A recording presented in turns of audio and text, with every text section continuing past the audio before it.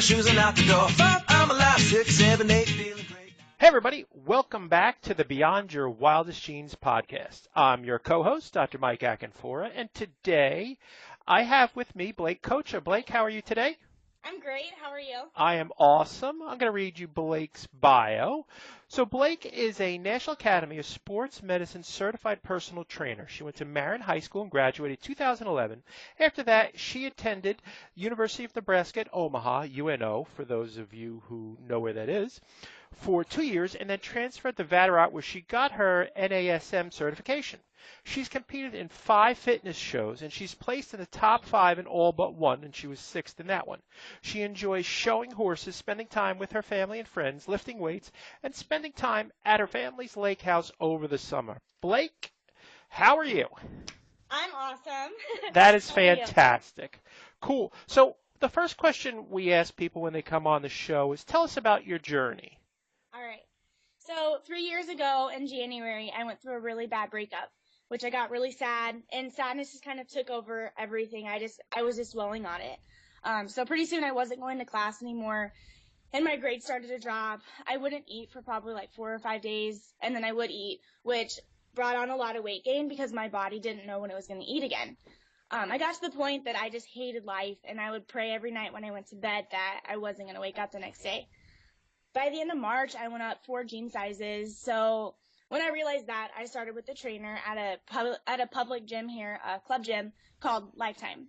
So I was going to start with the trainer there, and I was going to go until I lost the weight that I had put on, and then I was going to quit. But before I started seeing any changes in my body, I started to realize that I was me again. And I was happy again, and I was eating normally, and I wasn't having dark thoughts anymore. So basically, I brought myself, with my trainer's help, I brought myself out of that depression. So I stuck with it, and my body started changing, which I got really addicted to the results.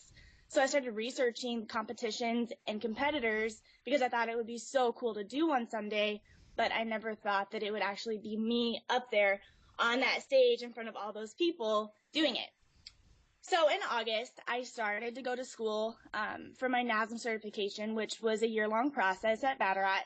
And I wasn't super open about my past because it brought up a lot of bad emotions. At that point, it was still a negative experience to me. So in September, I was sitting in my personal development class, and the guy that we would watch every day on the TV, he was talking about using our past to better ourselves and to bring a better present. So it hit me that I had my heart broken, so I would get depressed and put on weight, which would allow me to end up in the gym, and it would push me to become a personal trainer so I could give people a second chance at life the way that I was given a second chance. From there, I saw it as a positive experience, so I was a lot more open about everything that I went through from probably January to March is when, or January to April, when everything was pretty dark for me. In June of the next year, I was talking to Nima Romney on Facebook, and he told me that I needed to send my ex a message thanking him for everything he put me through and everything that I experienced to show the universe that I was thankful, which would set balance in the universe. So I talked to my mom and dad about it, and they were like, no way, you're not doing that. That's a bad door that you don't need to open back up. Well, I still sent it, and I had the intent that he was not going to reply because I wanted to set balance. I didn't want to open up that door again. I didn't want to become friends with him. I just wanted to set balance in my life. I sent it, and he didn't reply. But the next day, one of my friends, Derek, he texted me, and he works at New Dawn, which is a nutrition store here in town. And he told me that JT, that owns Skate Fitness, which is a private gym in Omaha, where I'm from, he came in there, and he actually asked Derek, my friend, if he knew any trainers because he needed one ASAP. So my friend sent me JT's information so I could call him, and I did. So I was gone the beginning of the next week, and he was gone the end of the next week. So probably about a week and a half later, I went to his gym, and I sat down and I talked with him, and within 5 minutes of us talking, he had hired me. And he was like, when you work here, you're going to do a show. And I said, oh my God, I've always wanted to do a show. And he goes, well, you're going to do one, and you don't have a choice. So I was hired there in June, And then just a few months later in November, so November of last year, I had my first competition, and then I did 4 more the beginning of this spring. So basically, I don't believe in coincidences, chance, or random. I believe that everything happens just as exactly as it's supposed to, but only if we let it. What I mean by that is if I would have fought back against fate 3 years ago, I wouldn't be where I am right now. I felt everything as deeply as I could, which felt like torture at the time, but it actually turned out to be a blessing. I never planned on being where I am right now, but it is exactly where I need to be, helping you become a better you. That's awesome. Thank you. You want to talk about synchronicity and things happen. Nima is actually going to be on the show in February as well. So I think the way these schedules fall is that Nima will be right in front of you. So Dr. Wanda Lee had interviewed him, and he's scheduled to be on the show and aired the week before you are. So that's pretty cool. Awesome. Yeah. That worked out perfect. It's funny that you mentioned everything that happened and you saying you don't believe in coincidences, chance, or randomness. That's what Nima speaks about, is all these things happen as they're supposed to happen, and we attach certain emotions to them. We react to what the reality is, which is really an interesting way of looking at things. Yeah. So let me ask you, what motivates you personally in the gym? There's 2 things. So the first thing would be the dark time that I went through. When I start lifting really heavy weight in the gym, I just take a moment and I close my eyes and I take myself back to that time when things were so bad for me, and I just regroup and I let that pain push me. And then I also, because I wake up in the morning at 4:30 every morning and I go to the gym and train, and then I lift right after I'm done training my clients in the morning. So some mornings I don't want to wake up, and I just have to take myself back to that time, and I'm like, okay, this is what happened to me, which brought me here, and I have to get up and I have to do it. Then the second thing is the results. I love watching my body transform, and off season is so much different than while you're prepping for a show. So off season right now, I weigh about 117 pounds and I have 12% body fat. But then when I step on stage, I weigh about 105 and I'm at 6% body fat. So to watch that whole transformation happen, it's pretty cool. And that's another thing that pushes me. I take a lot of pictures as I'm going through the process of both, just to compare. I think that's really cool, the taking of the pictures from your off-season weight, and then you don't let yourself get out of control with your weight in an off-season. That's correct, right? Yeah. My boss, he has us on a meal plan all year round. Okay. Mm-hmm. That makes sense. Yeah. All right, so I know what motivates you now in the gym. Tell me about what excites you about training clients. I get excited when they get excited. So I train all across the board. For example, I train the mom that has the 2 kids that she's in there, she wants to lose weight for her husband. And then I have a little girl that she just turned 15 last month, and she has Down syndrome, and she's also autistic. So I get excited when the mom does more weight than she did last time when she's squatting. Or I get excited when she loses weight, when she steps on the scale and her body fat percentage is down.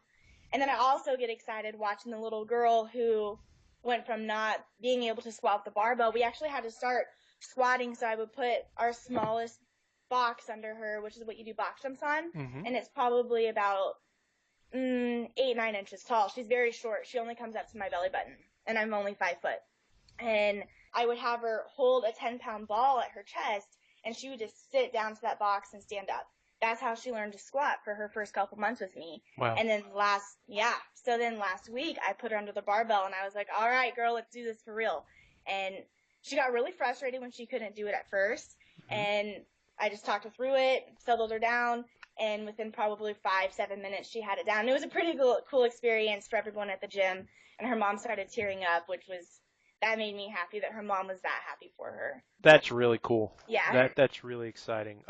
Prior to becoming a chiropractor, I had a degree in sports science, and the same thing, when you see people break through those barriers, it's just so rewarding for you.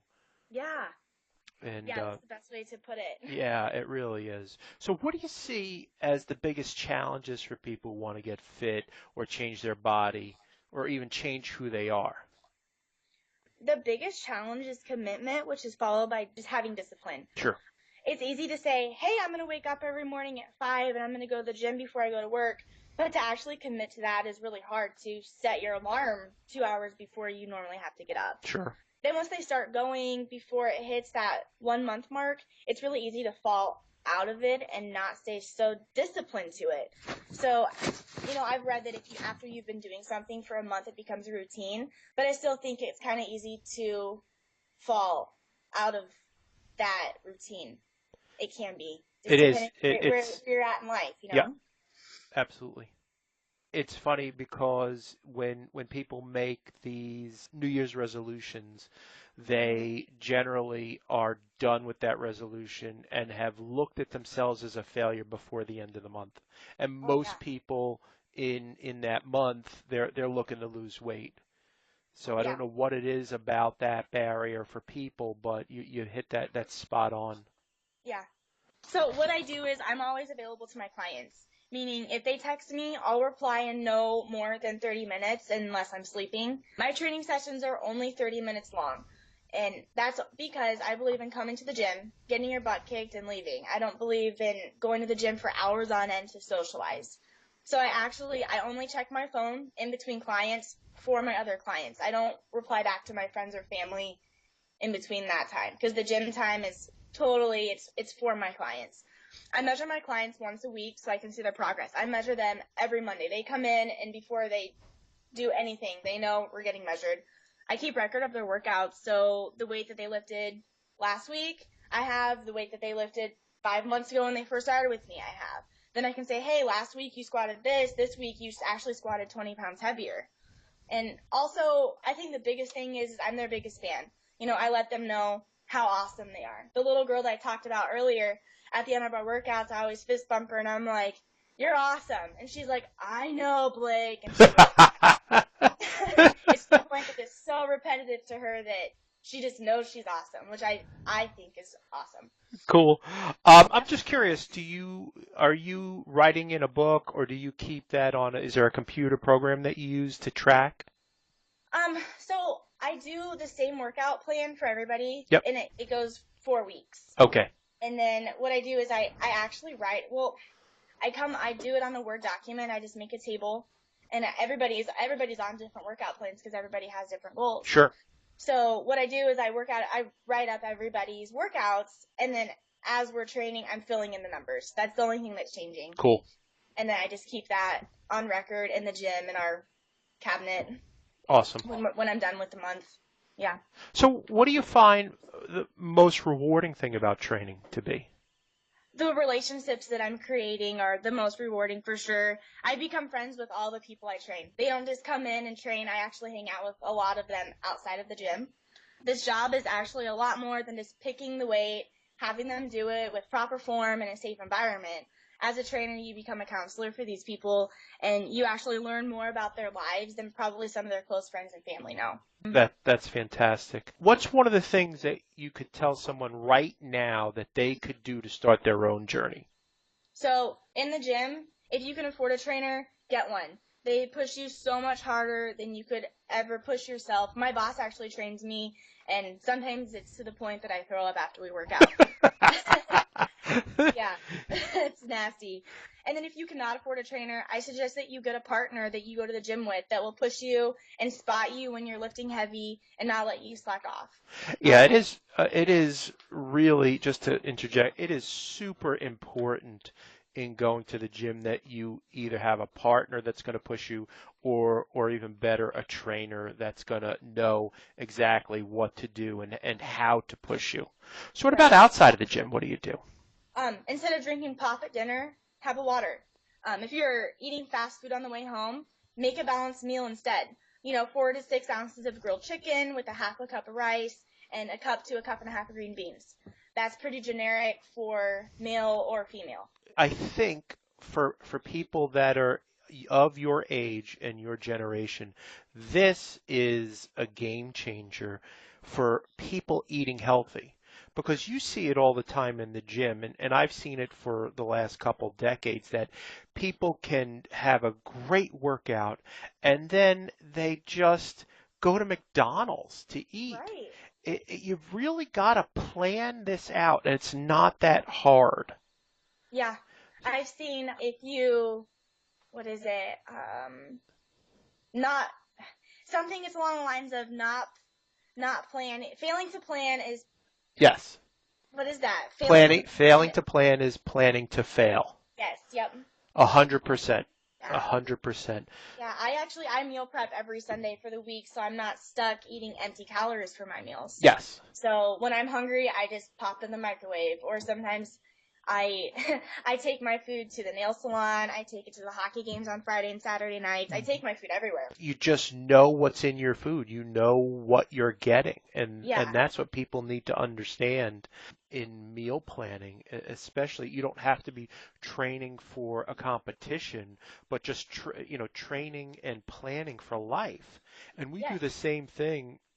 Even with a 13-year-old and 11-year-old, we plan meals and cook on Sunday so that we don't have to, it's like, oh no, there's nothing to eat, let's go get pizza. And that makes life that much easier when it comes to nutrition. Yeah. So how do people get in touch with you, Blaike? Where can they find you on the web? Either my website, which is www.blaikekoca.com, BLAIKEKOCA, and from my website, you can actually email me.